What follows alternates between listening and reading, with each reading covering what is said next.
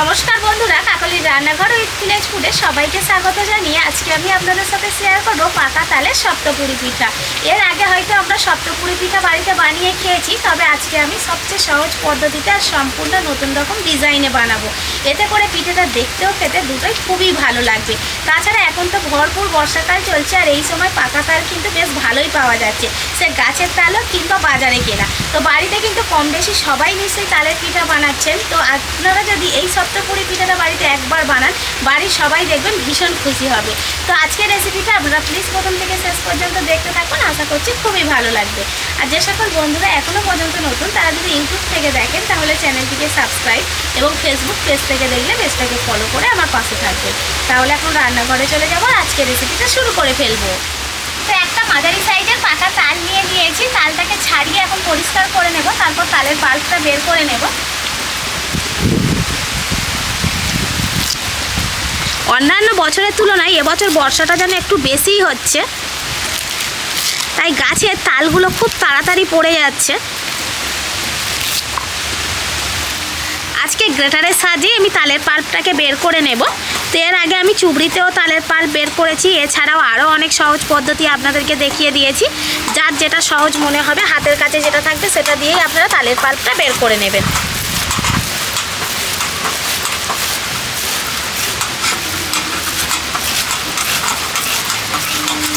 আজকের ভিডিওতে আপনারা কিন্তু শুধুমাত্র বৃষ্টির আওয়াজই পাবেন সারাক্ষণ, কারণ প্রচণ্ড পরিমাণে বৃষ্টি হচ্ছে। কিছু করার নেই, বৃষ্টির মধ্যেও আমাকে রান্না করতে হচ্ছে। তালের পাল্প আমি বের করে নিয়েছি, খুব বেশি তালের পাল্প লাগবে না। আপনারা যদি একটু বেশি করে পিঠে বানাতে চান সেক্ষেত্রে কিন্তু একটু বেশি পাল্প লাগবে। তো আমি আমার পরিমাণ মতো তালের পাল্পটা বের করে নিয়েছি। এবার আমি ডোটা মেখে নেব। তার জন্য আজকের আমি দুরকমভাবে ডো মাখাবো। এখানে আমি নিয়েছি ময়দা, আর এদিকে নিয়েছি তালের পাল্প। একটা ডো আমি মাখাবো এমনি নর্মাল সাদা, অর্থাৎ জল দিয়ে মাখাবো, আর একদিকে মাখাবো তালের পাল্প দিয়ে। তো আপনারা চাইলে চালের গুঁড়ো দিয়েও পিঠাটা বানিয়ে নিতে পারেন, তবে ময়দা দিয়ে বানালে কী হবে, পিঠার ডিজাইনটা সুন্দর আসবে আর খেতেও কিন্তু ভালো লাগে। তো যার কাছে যেটা থাকবে, আটা, ময়দা কিংবা চালের গুঁড়ো, সেটা দিয়ে আপনারা এই পিঠাটা বানিয়ে নিতে পারবেন। তো প্রথমে আমি লবণটা দিয়ে দেবো। লবণটা আমি ময়দার মধ্যেও দেবো পরিমাণ মতো, আর এদিকে তালের পাল্পের মধ্যে দিয়ে দেবো।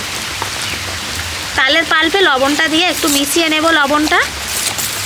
তো এদিকে বাটিতে করে দেখুন ময়দা নিয়েছি, এই ময়দাটা দিয়ে আমি তালের পাল্পের সাথে মেশাবো। আর এদিকে আমি নিয়েছি জল, এমনি নর্মাল জল রয়েছে, জলটা দিয়ে এমনি সাদা যেমনভাবে আমরা রুটি পরোটার জন্য ডো মাখাই ঠিক সেরকমভাবে অল্প অল্প জল দিয়ে ডোটা মাখিয়ে নেব।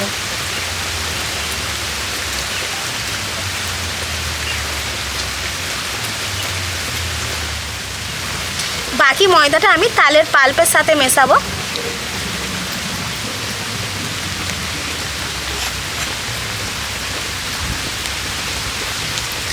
শুধুমাত্র তালের পাল্পের সাথে এই ময়দাটা মিশিয়ে আমি পিঠাটা বানাতে পারতাম, তবে একটা সুন্দর ডিজাইন আনার জন্য কিন্তু দুরকমভাবে আমি ডোটা মাখাচ্ছি।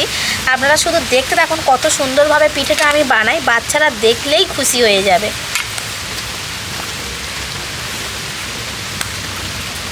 ডোটা মাখানোর পর আমি পুরের জন্য একটা নারকেলকে পুড়ে নিয়েছি। তো নারকেলের সাইজটা বড় ছিল, বেশ অনেকটা হয়েছে। আর এখানে কিন্তু নারকেলের পুরটা একটু বেশি করেই দিতে হবে, তবে পিঠেটা খেতে ভালো লাগবে। তার জন্য একটু বেশি করেই নারকেল নিয়ে নেবেন। এবার ওর মধ্যে আমি গুড় দিয়ে দেবো, গুড় দিয়ে মিশিয়ে নেব। চিনিও দিতে পারেন আপনারা, গুড় চিনি যার কাছে যেটা থাকবে সেইটা দিয়ে আপনারা পুরটা তৈরি করতে পারবেন। তো এবার আমি মিশিয়ে নিচ্ছি। অন্য সময় কি করতাম, কড়াই দিয়ে জাল দিয়ে নিতাম, আজকে আর কড়াইতে দেবো না, এইভাবে হাত দিয়ে মাখিয়ে নেব। চিনি হলেও আপনারা এটাই করবেন, চিনিটাকে নারকেলের সাথে এইভাবে মিশিয়ে নেবেন। ঠিক যেমন পরিমাণে লাগবে তেমন পরিমাণে দিয়ে দিতে হবে।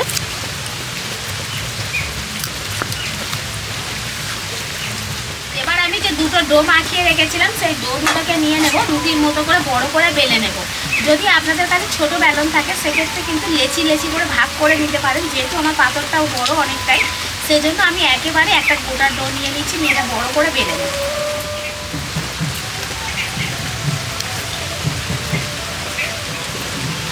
খুব মোটা না খুব পাতলা না, সেরকমভাবে বেলে নেব। ওপর থেকে একটু শুকনো ময়দা ছড়িয়ে দেব।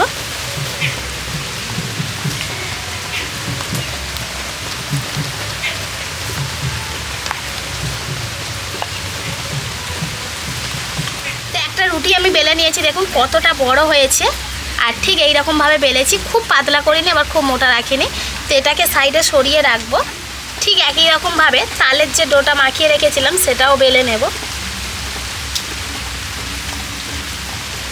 তো দুটো রুটি আমি বেলে নিয়েছি। প্রথমে আমি এই সাদা রুটিটা রেখে দিয়েছি। এবার এর ওপরে আমি যে তালের রুটিটা বানিয়ে রেখেছিলাম সেই তালের রুটিটা দিয়ে দেব।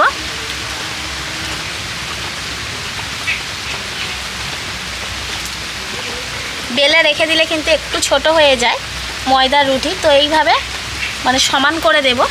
আর তারপরে একটু বেললে আবার সমান হয়ে যাবে। এবার দেখুন আবারও বেলন নিয়ে নিয়েছি, একটু এইভাবে বেলে দেব যাতে দুটো রুটি একসাথে সুন্দরভাবে সেট হয়।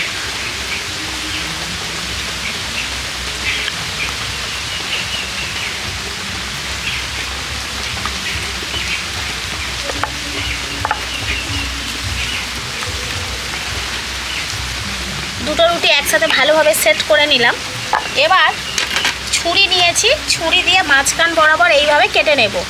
আর এটাই কিন্তু এই পিঠে বানানোর মেন স্টেপ। আপনারা দেখতে থাকুন আমি কিভাবে বানাচ্ছি। এইভাবে মাঝখান থেকে ভাগ করে নিলাম। এবার একদিকটাকে এইভাবে তুলে দিলাম, দেখুন কত সুন্দরভাবে জুড়ে গেছে। এবার আমি একটা রুটির ওপরে আর একটা রুটি ঠিক এইভাবে সমান করে বসিয়ে দেবো, একদম মুখে মুখে যাতে সমান হয়।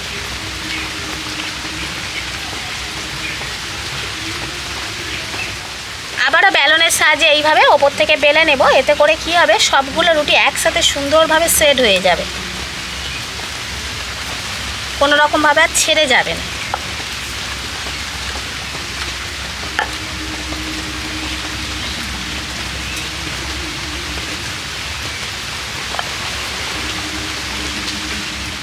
ঠিক এবার আমি এই দিক থেকে ধরে এইভাবে একেবারে টাইট রোল একটা তৈরি করে নেব, যেন কোনো রকমভাবে ভিতরে ফাঁপা না থেকে যায়।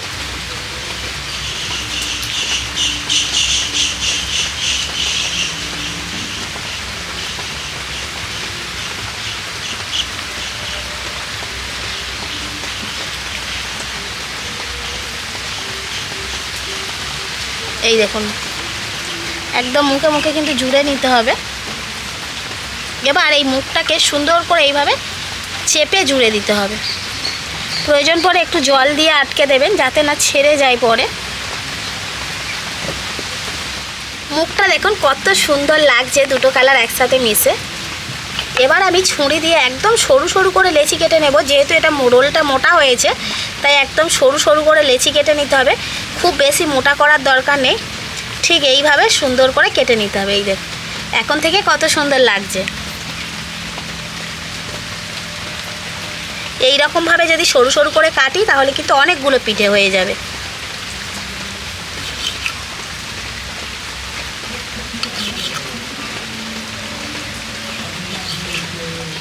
একটা লেচি আমি নিয়ে নিয়েছি আর নিচে শুকনো ময়দা ছড়িয়ে নিয়েছি।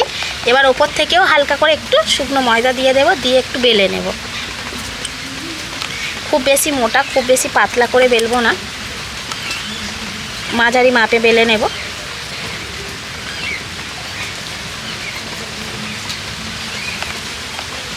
দুটো কালার একসাথে মিশে কত সুন্দর একটা ডিজাইন হয়েছে, দেখুন কি ভালো লাগছে দেখতে।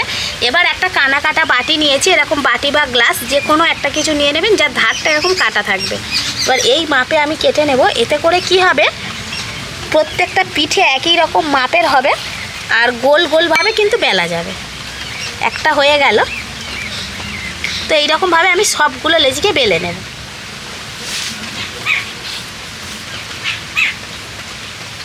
সমস্ত লেচিগুলোকে ঠিক এইরকমভাবে বেলে আমি রেডি করে নিয়েছি। এবার সপ্তপুরি পিঠেগুলোকে বানিয়ে নেব। তার জন্য একটা রুটি আমি নিয়ে নিয়েছি। ঠিক যেদিকে একটু ময়দা বেশি লেগে রয়েছে সেই দিকেই পুরটা দেবো, এতে করে পিঠেটা কিন্তু দেখতে ভালো লাগবে। সহজ দিকটা যদি একটু ময়দা কম লেগে থাকে তার জন্য, না তো যে কোনো পিঠে দিলেই হবে। এবার দেখুন আমি নারকেলের পুরটা দিয়ে দিলাম এইভাবে। এবার এর চারি সাইড ধরে একটু জল লাগিয়ে নেব। এতে করে কি হবে, পিঠের মুখটা মোড়ার সময় ছেড়ে যাবে না, খুব সুন্দরভাবে মুড়ে নেওয়া যাবে। এইভাবে জল লাগিয়ে নিলাম। এবার ঠিক যেমন করে পুলি পিঠা মোড়া হয় ঠিক তেমন করে মুড়ে নেব।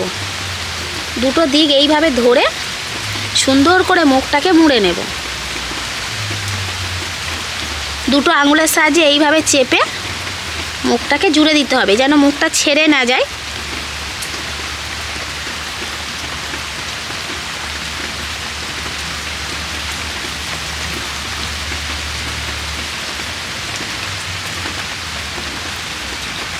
পিঠের ডিজাইনটাকে আপনারা ঠিক এই রকম সিম্পল রাখতে পারেন, মানে এই যে মুখের কাছে কোনো ডিজাইন না করে একেবারে এইভাবে বানিয়ে নেবেন, এতে করেও হবে। শুধু লক্ষ্য রাখতে হবে মুখটা যাতে ছেড়ে না যায়, ভালো করে জুড়ে দিতে হবে। এবার আমি একটা ডিজাইন করব মুখের কাছে একটু দেখতে ভালো লাগার জন্য। দেখুন এইভাবে ধরে এইভাবে কোণটাকে মুড়ে দেব, আবার এটাকে এইভাবে ধরে এইভাবে মুড়ে দেব, একটু করে মুড়ে বাড়িয়ে নেব, আবার সেটাকে মুড়ে দেব।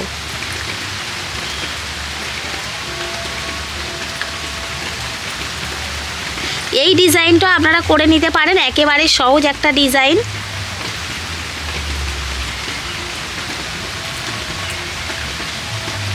ঠিক এবার পিঠেটাকে দেখুন আপনারা কত সুন্দর লাগছে দেখতে।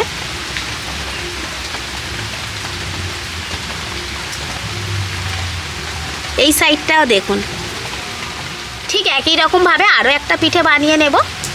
পুর যত বেশি দিয়ে পিঠেটা বানানো যাবে তত খেতে ভালো লাগবে, আর তেমন ভালোভাবে বানিয়েও নেওয়া যাবে।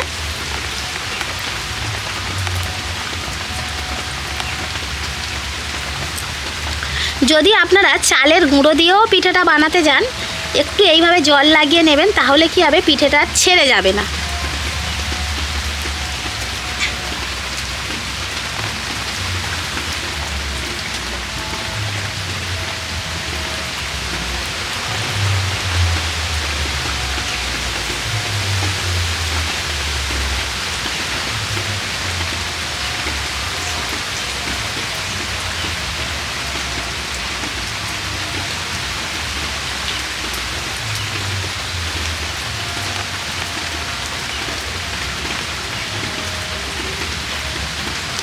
আরও একটা সপ্তপুরি পিঠে আমার বানানো হয়ে গেল, আর ঠিক একই রকমভাবে আমি পরপর পিঠেগুলোকে বানিয়ে নেব।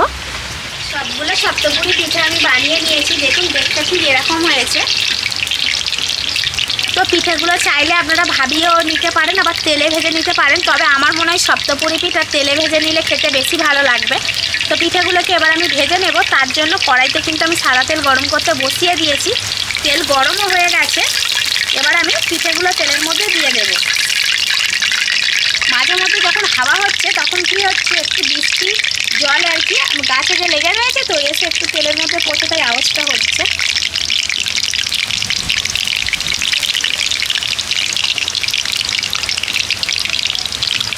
একটা পিঠ হালকা ভাজা হলেই পিঠেগুলোকে উল্টে দিতে হবে, আর এইভাবে উল্টে পাল্টে সুন্দর করে পিঠেগুলোকে ভেজে নিতে হবে। যেহেতু তালের পিঠে যত বেশি করে ভাজবে তত বেশি লাল হয়ে যাবে, তাই একটু তাড়াতাড়ি ঘন ঘন উল্টে পাল্টে ভালো করে সুন্দর করে ভেজে নিলেই হয়ে যাবে। পিঠেগুলো ভাজা হয়ে গেছে, এবার তুলে নেব। আর আজকে সপ্তপুরি পিঠেগুলো কত সুন্দর হয়েছে দেখুন। বাকি পিঠেগুলো একই রকমভাবে ভেজে নেব।